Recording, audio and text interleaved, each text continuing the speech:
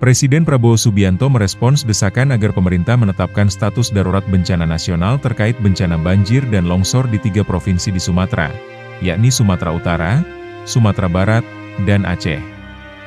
Menurut Prabowo, pemerintah masih terus memonitor situasi di lokasi terdampak bencana di Sumatera Utara, Sumut, Sumatera Barat, Sumbar, dan Aceh. Ya, kita terus monitor, kita kirim bantuan terus.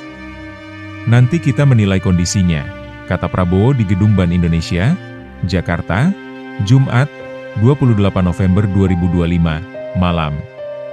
Selain itu, Prabowo memastikan bahwa pemerintah terus mengirimkan bantuan ke lokasi terdampak bencana. Prabowo kembali tidak menjawab tegas saat ditanya perihal penetapan status darurat bencana nasional. Oh iya, sudah kita kirim terus-menerus, ujarnya.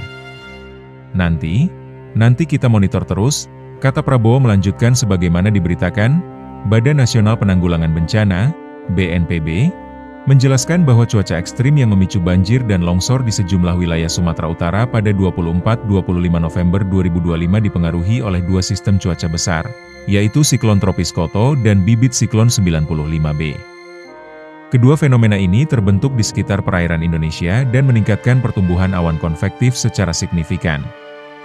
Tak hanya di Sumut, bencana banjir dan tanah longsor juga terjadi di Sumbar dan Aceh. Merespons bencana tersebut, Gubernur Sumatera Barat Mahyaldi Ansyarullah mengeluarkan surat keputusan, SK, Gubernur bernomor 3607612025 tentang penetapan status tanggap darurat bencana alam banjir, banjir bandang, tanah longsor, dan angin kencang di wilayah Provinsi Sumbar tahun 2025.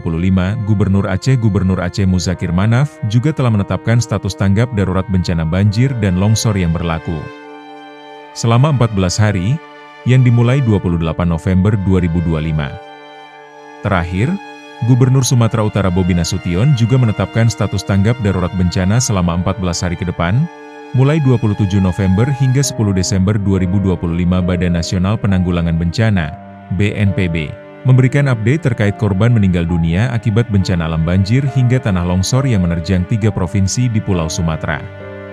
Korban meninggal dunia di Sumut capai 166 orang, Aceh 47 orang, dan Sumbar 90 orang per 30 November 2025 pagi.